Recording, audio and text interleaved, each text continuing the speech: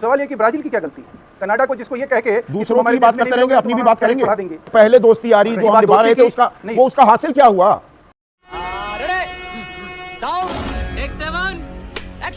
महेश, ये कैसा दोस्ताना? ट्रंप तो नहीं माना, 50% दुनिया में सबसे ज्यादा टैरिफ हम पर लगा दिया। ये कैसा हाउडी ट्रंप? अब की बार ट्रंप सरकार हवन यज्ञ न जाने क्या क्या किए गए थे, मनोकामना की गई थी राष्ट्रपति बन जाएं डोनाल्ड ट्रंप।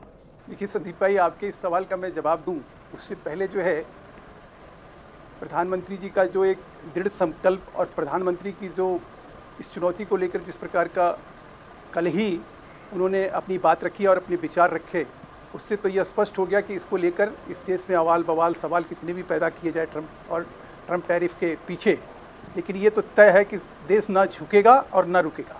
नहीं, झुकने को कौन कह रहा है? पर पहले दोस्ती यारी जो हम निभा रहे थे उसका हासिल क्या हुआ? मैं वही कह रहा हूँ सर, हमने जो हासिल किया वो जग जाहिर है, उसको छुपाने की जरूरत नहीं है। अच्छा, 2014 से 2024 में 92% निर्यात अगर बढ़ा तो इसी वजह से बढ़ा कि मोदी और सरकार की नीति ऐसी थी कि हमारा एक्सपोर्ट और निर्यात जो बढ़ा, जिसके लिए आज हमने कहीं हाय तौबा मचाना शुरू किया है। जो तीसरी जो सबसे बड़ा बात है वो ये है, सबसे बड़ा कारोबारी मित्र अमेरिका था, ये बड़ा झटका है, ये मानेंगे आप? मतलब चीन पर 30% टैरिफ लगा, भारत पर लग गया 50%। ये विदेश नीति का फेलियर है, नाकामी है। तो क्या नहीं, सीधा सवाल पूछ रहा हूं। आदमी के अगर कोई आदमी, नहीं बिल्कुल आप सही सवाल पूछ रहे हैं, लेकिन सवाल ये कि ब्राजील की क्या गलती है? कनाडा को जिसको ये कह के दूसरों की बात करते रहेंगे, अपनी भी बात करेंगे। 30% ही टैरिफ लगा चीन पर, जानी दुश्मन पर। हम सबसे अजीज दोस्त, हम पर 50 लगा दिया। नाकामी है ना ये? नहीं, मैं तो कह रहा हूँ ब्राजील पे 50 है। 10 देश ऐसे हैं जिनके कोई कसूर नहीं है, जिनका कोई दोस्ताना रवैया नहीं है, जिनसे कोई दोस्ती और दुश्मनी का सवाल पैदा करके, और इससे पहले 6 या 7 बार ऐसा हुआ कि ना तब दोस्ती थी ना दुश्मनी थी, लेकिन सैंक्शन तब भी लगा और देश तब भी उभरा। और देश ये जो है, हम सब जब सामूहिक रूप से कहीं सरकार में विश्वास हमारा था तो हम बिल्कुल आगे निकल कर आए। लेकिन अब सवाल ये पैदा होता है कि ऐसे में क्या हमें अपने हितों को कहीं बलि चढ़ा देना चाहिए दोस्ती के नाम पर? प्रधानमंत्री ने तो बड़ी स्पष्टता से कही कि देश के किसानों को गिरवी रख दें क्या, पशुपालकों को गिरवी रख दें क्या? ये क्या करें? मंसूबे अमेरिका के समझने में कह रहे हैं कि भाई बंद कर दीजिए। अमेरिका के मंसूबे समझने में चूक हो गई, वो अपने हित साधता रहा, हम अपने हित साधने में कोई चूक नहीं हुई। तो अच्छा, चूक नहीं हुई? नहीं साहब, अगर कोई, मैंने आपसे क्या कहा कि अगर मेल मिलाप जो हो रहा था, ये इसलिए कह रहा हूं कि कोई अगर अपनी तुगलकी मिजाज से, और उसके बाद हमने देखिए क्या किया, हमने फ्री ट्रेड एग्रीमेंट किया यूके के साथ, हमने उसके बाद अब जापान के साथ आपको पता है, एक मिनट आपको मैं एक चीज दर्शकों, एक मिनट महेश भाई और दर्शकों को बता दूं, हमारे ऊपर तो 50% अतिरिक्त कर लगा दिया अमेरिका ने। कपड़े पर तो ये 64% है, झींगा पर 60% है, टेक्सटाइल पर 59%। ये लोगों के मन में थोड़ा भ्रम भी है कि सिर्फ 50 है, पहले वाला भी जारी है। हम अमेरिका पर कितना लगा रहे हैं टैरिफ? महेश पता है? आंकड़ा बताएंगे? देखिए मैं फिर नहीं, आंकड़ा पता है तो बता दीजिए, वरना मैं बता देता हूं। लगा रहे हैं अरे भाई सुनिए ना, हम पर लगा रहा है 50% अतिरिक्त। हम अभी भी अमेरिका पर 9.4% का टैरिफ लगा रहे हैं। लगाओ ना फिर 50%। जब वो दोस्ताना नहीं दुश्मनी पर उतारू हो रहा है, आप कह रहे हैं मुंह तोड़ जवाब देंगे, दीजिए ना। 9.4% क्यों लगा रहे हैं टैरिफ?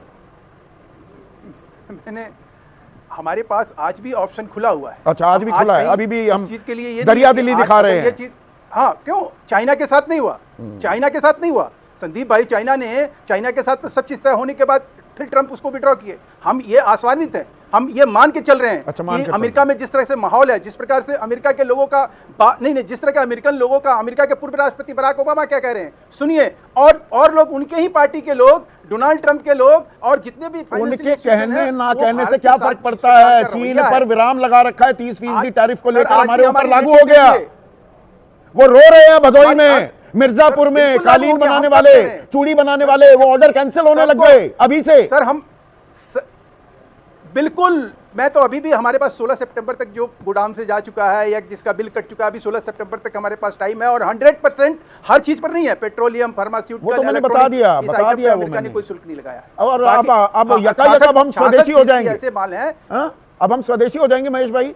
घर का खाना खाओ, पिज्जा खाने की क्या जरूरत? अच्छा, पहले नहीं आता है। मैं कह रहा हूं कि सब तो मैं मैं तो ये कह रहा हूँ कि पिज्जा तो ऐसे भी कोई ऐसा हेल्दी चीज नहीं है, जो भारतीय फूड है, जो हमारा शरीर है, यही अर्थशास्त्र है। घर की रोटी खा लो, पिज्जा मत खाओ, यही अंतर्राष्ट्रीय कारोबार, यही अंतर्राष्ट्रीय अर्थव्यवस्था होती है।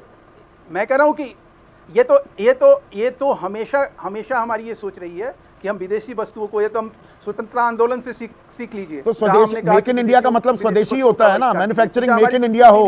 वो 16% थी तो देश में 2015 में लक्ष्य रखा था 25% का, वो हो गई है 12%। 16 से गिरकर 12% हो गया स्वदेशी का पुट। अब कह रहे हैं 20 साल में 23% करेंगे। मतलब कब नॉर्मल तेल होगा, कब राधा नाचेगी? सर मैं फिर कह रहा हूं, नहीं सर, बहुत ऐसी चीजें हैं जो कि अगर डाटा के साथ आप रखें तो स्वदेशी का जिस प्रकार से 2014 से और 2024 के बीच, अरे भाई सीधा make in India manufacturing sector Bharat का ही है ना, वही भारत में जो बन रहा है सर, उसका योगदान 16% था 2015 में, भारतीय अर्थव्यवस्था में वो 12% पर आ गया। डिफेंस में हम सर पेट्रोलियम में आप अपने दर्शकों को यह आंकड़ा कहीं लाकर देखिए कि आज जो पेट्रोलियम हम आयात करते थे वो पेट्रोलियम आयात करके आज पेट्रोलियम निर्यात भी करते हैं। पेट्रोलियम प्रोडक्ट का हम निर्यात कर रहे हैं, निर्यात भी कर रहे हैं। हमें तो 1 रुपए, 1 चवन्नी का, 1 नए पैसे का फायदा नहीं मिला। कितने साल हो गए पेट्रोल के दाम कम किए हुए? सर मैं फिर कह रहा हूं कि अगर आपको ये लग रहा है कि हम कहीं फेल हुए हैं, पेट्रोलियम को इतने सालों में अगर कहीं स्थिर है मूल्य, आप ये देखिए मनमोहन सिंह दाम घट रहे हैं, कम कीमत पर रूस से खरीद रहे हैं, आम आदमी को कुछ मिल नहीं रहा है। आप कुछ भी बोलो, ये नहीं सुनने वाला।